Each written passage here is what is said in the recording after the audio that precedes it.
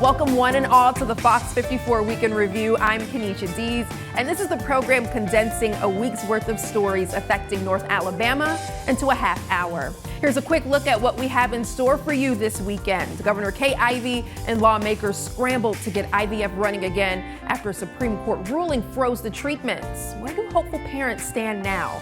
Let's pretend you're a small child afraid of doctors and hospitals. This make-believe visit may be the prescription to lessen those fears. We'll explain. And airports expect a big spike in spring break travel. Do you remember the do's and don'ts of packing? We have the travel refresher course just ahead. But first on this edition of the Weekend Review, Tuesday was primary elections and Alabama's participation in Super Tuesday. Here's a brief recap of where the votes went among the big races.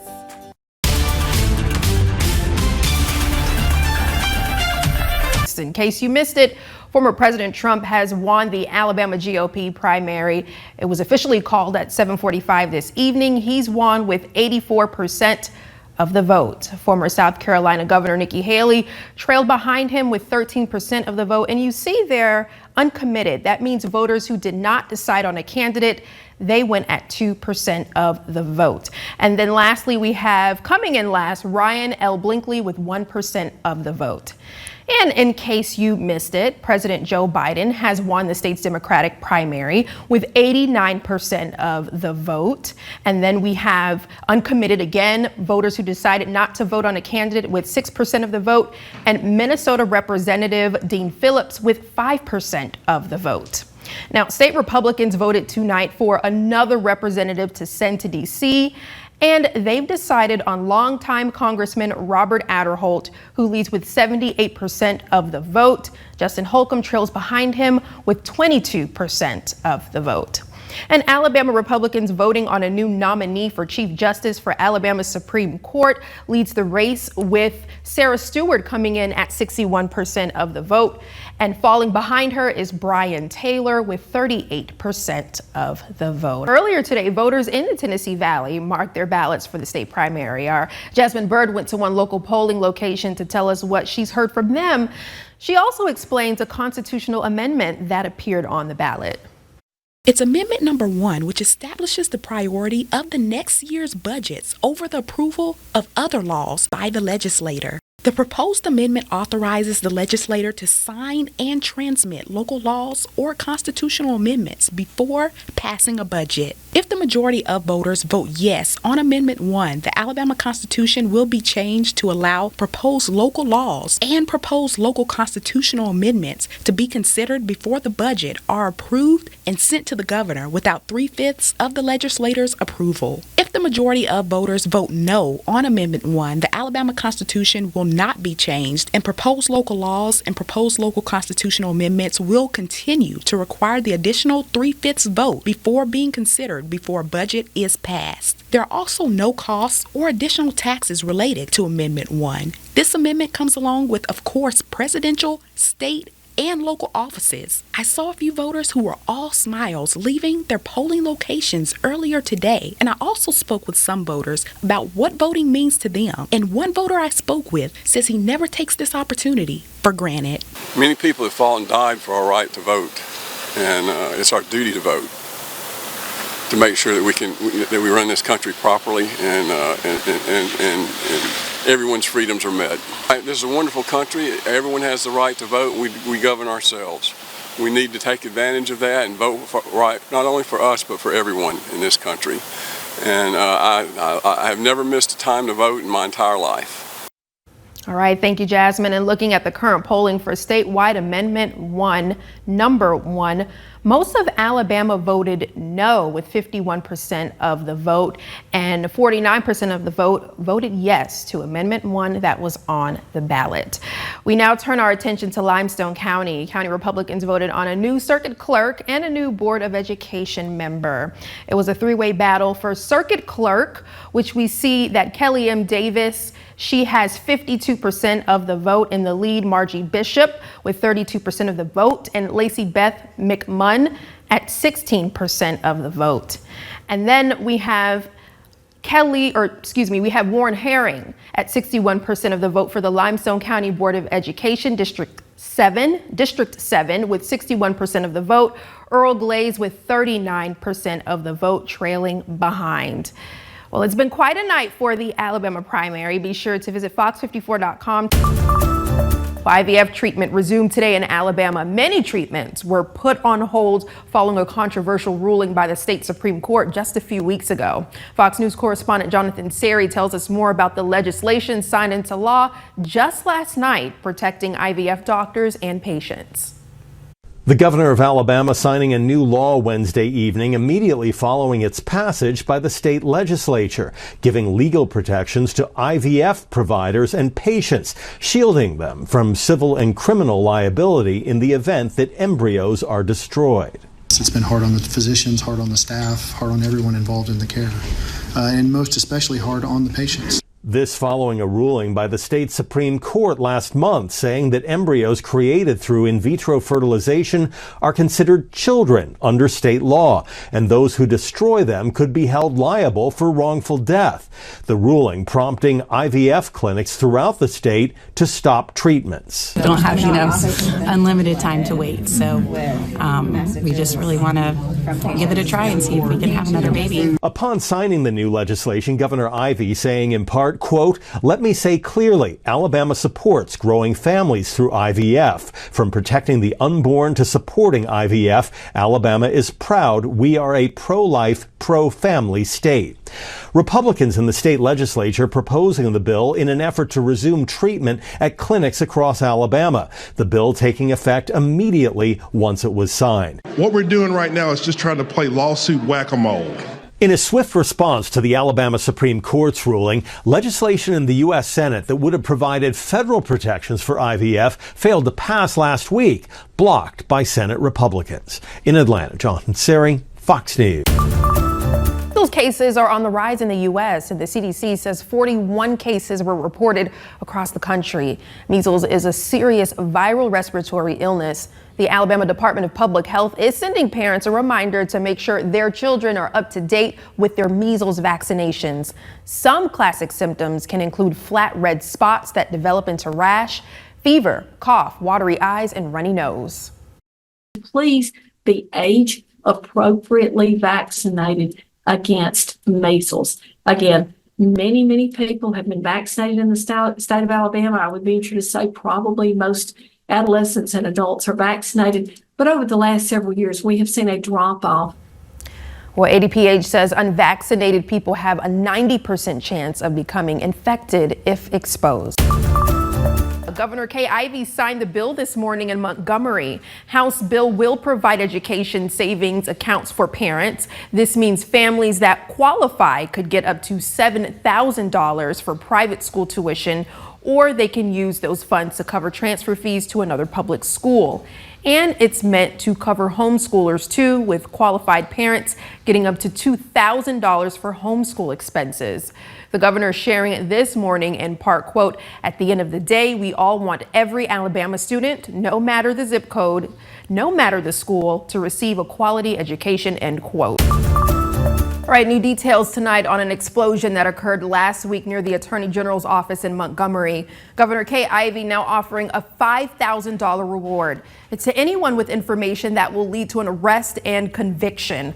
Look at your screen. This is the person investigators need help identifying. You'll recall the explosion happened last Saturday near the intersection of Washington Avenue and South Bainbridge Street in Montgomery, which is close to Attorney General Steve Marshall's office. If you know of anything that may help, investigators ask you to submit tips at 1-800-CALL-FBI.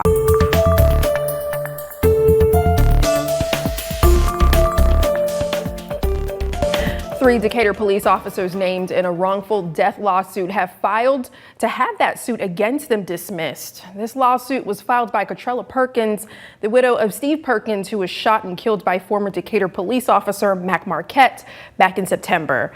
Attorneys for Christopher McAdam, Joy Williams, and Vance Summers filed the motion to dismiss the lawsuit yesterday.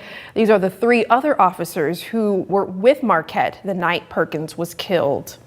The motion goes on to say that the officers, quote, were not in a position to stop Officer Marquette from shooting Perkins, end quote, adding that if Perkins, quote, had no time to respond to Marquette's verbal commands before Marquette fired multiple gunshots, ultimately killing Perkins, then neither did the officers, end quote.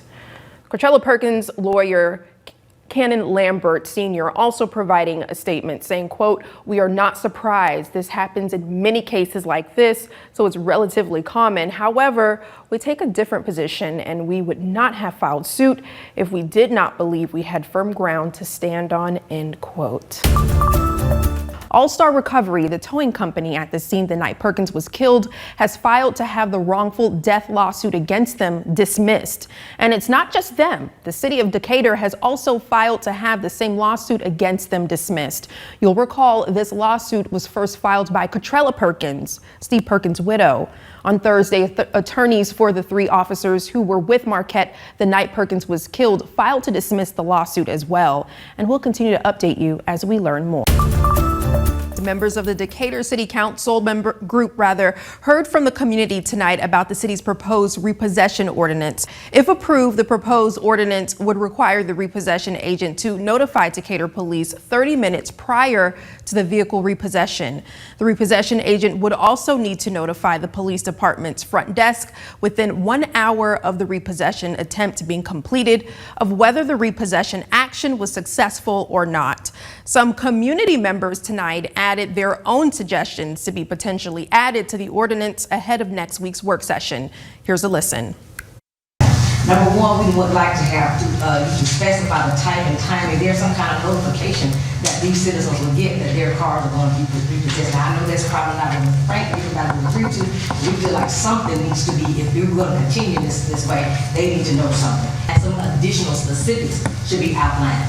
For instance, clearly stating, as many have said, that this is a civil matter and the police should not be called unless there's some dire 911 emergency.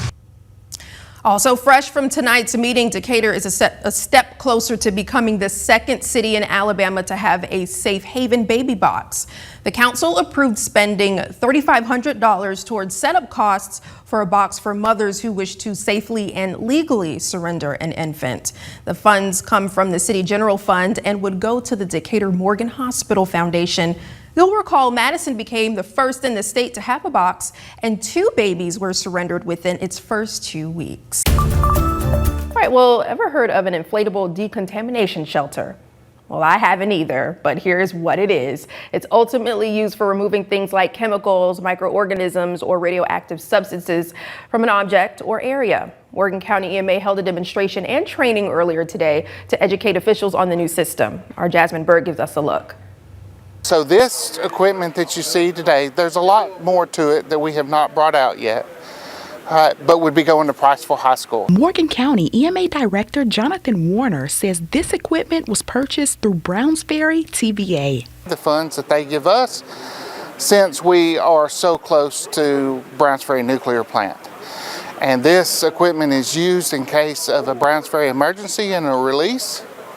That's when we would use this equipment for anybody that might be affected by that release. And in the event of a Browns Ferry release, we have 2 reception centers for the public, Priceville High School and Hartsville Intermediate School. Schools are just big enough of a facility that we would need to have them there. And there would be 3 lanes instead of the 1 lane that you just see now.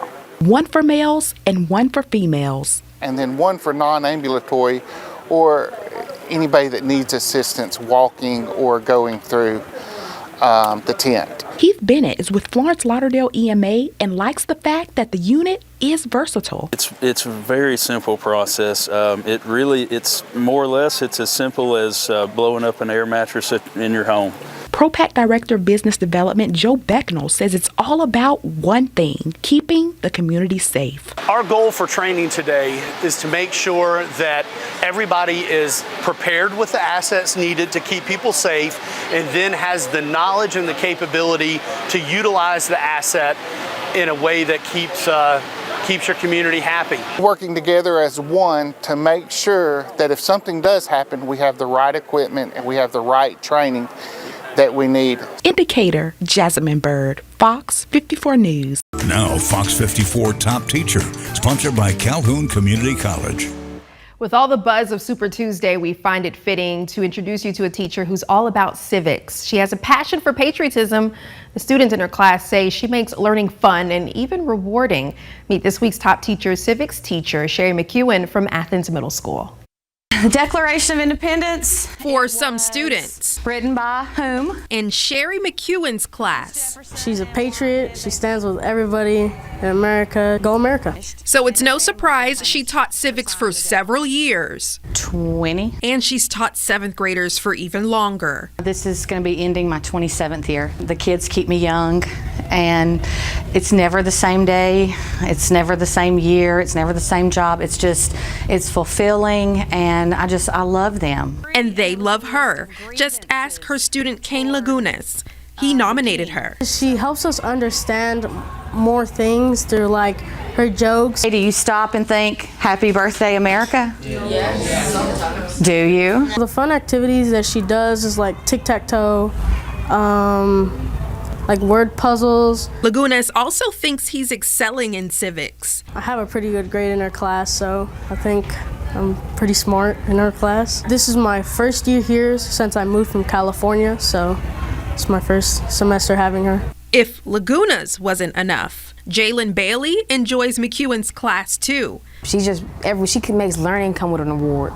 And it's why he believes she deserves the Top Teacher Award. She does everything for us, and she's dedicated to her job. And for McEwen, don't want to teach anything else, any other grade level. You know, they're still at an age where they want you to like them, and if they like you, they'll move mountains for you. This is the job I was meant to do. And we can tell. Congratulations, Mrs. McEwen. We love seeing teachers who make learning fun. Check out the moment she was surprised by her student Kane and nominated deserving teacher on FOX54.com. A lot of us are traveling for spring break and up in the sky too. TSA says they're prepared for this upcoming increase in travelers, and they want to make sure you're prepared before you enter security checkpoints. Our Sedona Meadows lands us at Huntsville International Airport to learn more. Huntsville International Airport welcomed some special guests Thursday morning. We were so happy to have Chaos and Ruckus and Sprocket in today. In an effort to share TSA's message of what items can and cannot be carried through their security checkpoints. Even though this is extremely nice, good looking, and a wonderful stick, this cannot go through our checkpoint. We can't take it through the checkpoint, but we can check it in our check bags and it can go underneath and fly in the belly of the aircraft. And as you just heard, things like bats and hockey sticks are just some of the items that need to be put in a checked bag. Now, this presentation is meant to spread awareness ahead of spring break travel. We're trying to let the traveling public know that a lot of the hiccups or a lot of the slowdowns at the checkpoint is when we have items that are prohibited, and we have items that tend to need to be taken out, and then the process slows down. This table shows some of the prohibited items travelers have recently brought through Huntsville's federal security checkpoint. As for guns, we are seeing a resurgence of guns. We're seeing a lot of guns coming through. TSA says they intercepted 20 guns at HSV last year, and this year they've intercepted 3 so far. We're wanting people to understand is you can check your guns safely, easily. We want them to make sure and double check before they're even thinking about where they are when you're coming to the airport. They also want you to know the liquid rule.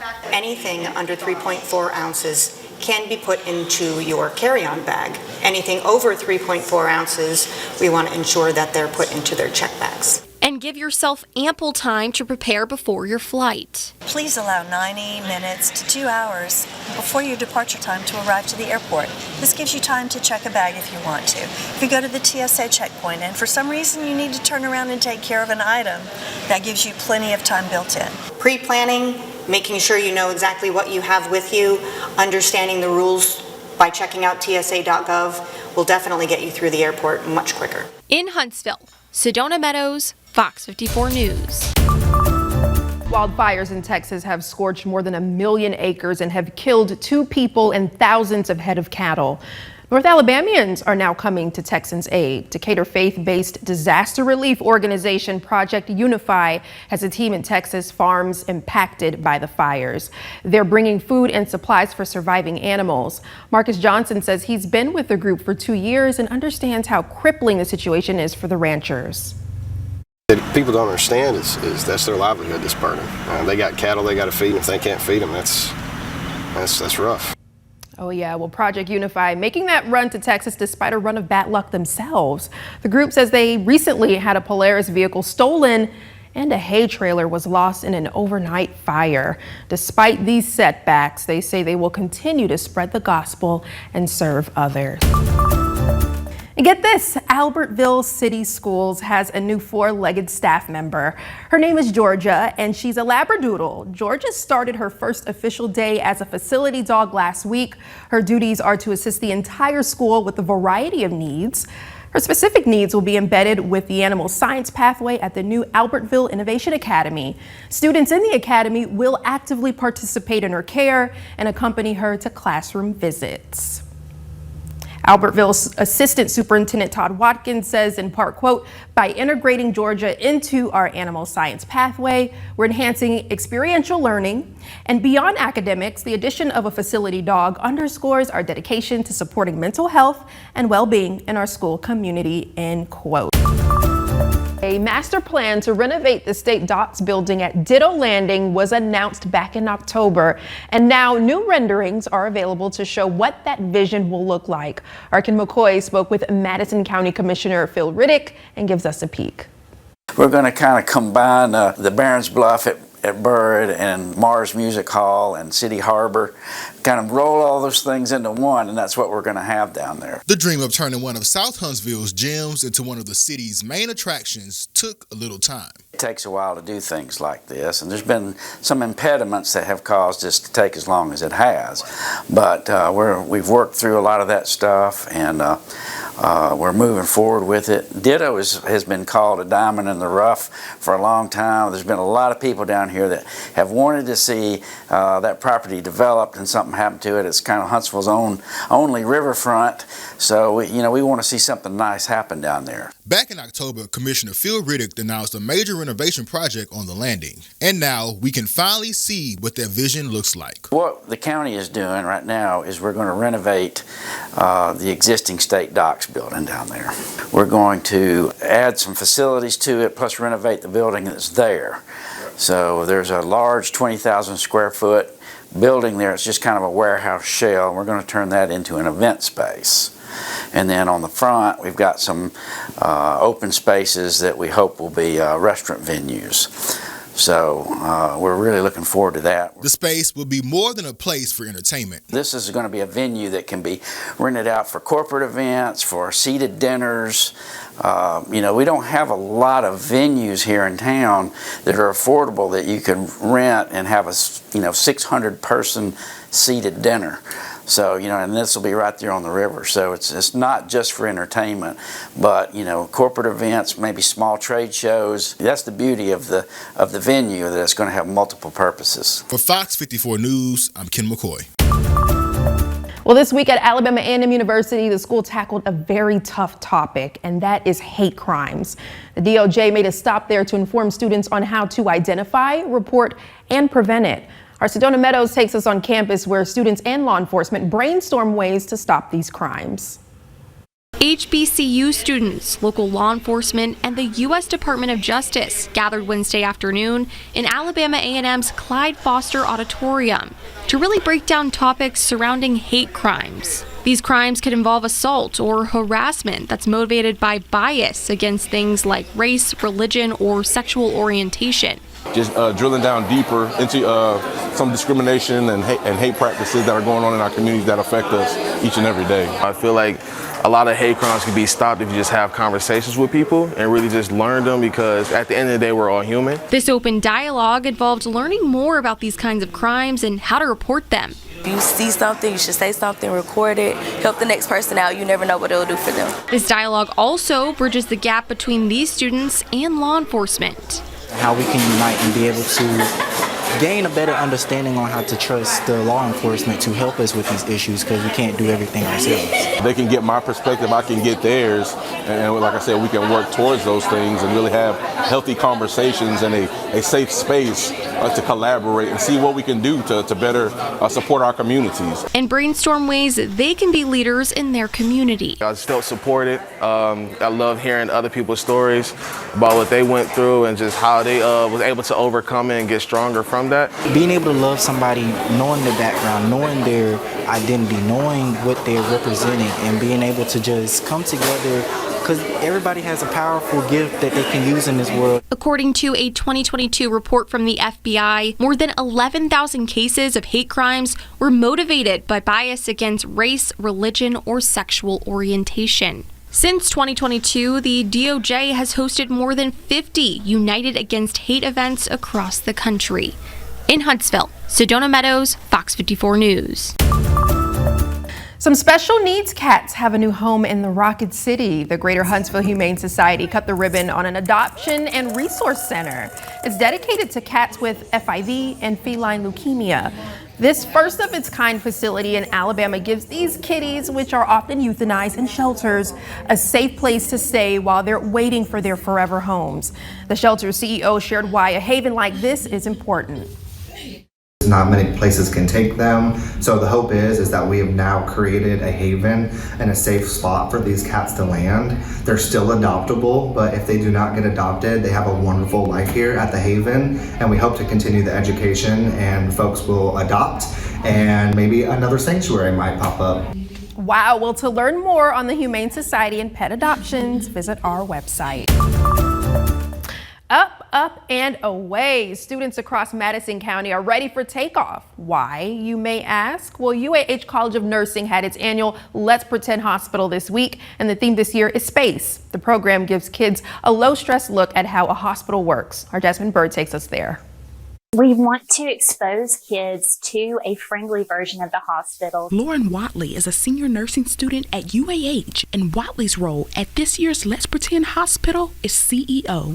If they ever were to have to go to a hospital, say they have a broken arm or they have the flu, if they don't know what to expect, then that can kind of be scarring for them. So today we have a space theme, and we have our nursing students all dressed up as aliens, and just really fun and inviting, exciting things that the students would enjoy. Each day, about 500 local first graders will attend from Madison County, Madison City, and Huntsville City schools. Yes, this is our 35th year for Let's Pretend Hospital. We did take some years off, of course, COVID, and then there was another year that we took off for building spaces, that type of thing.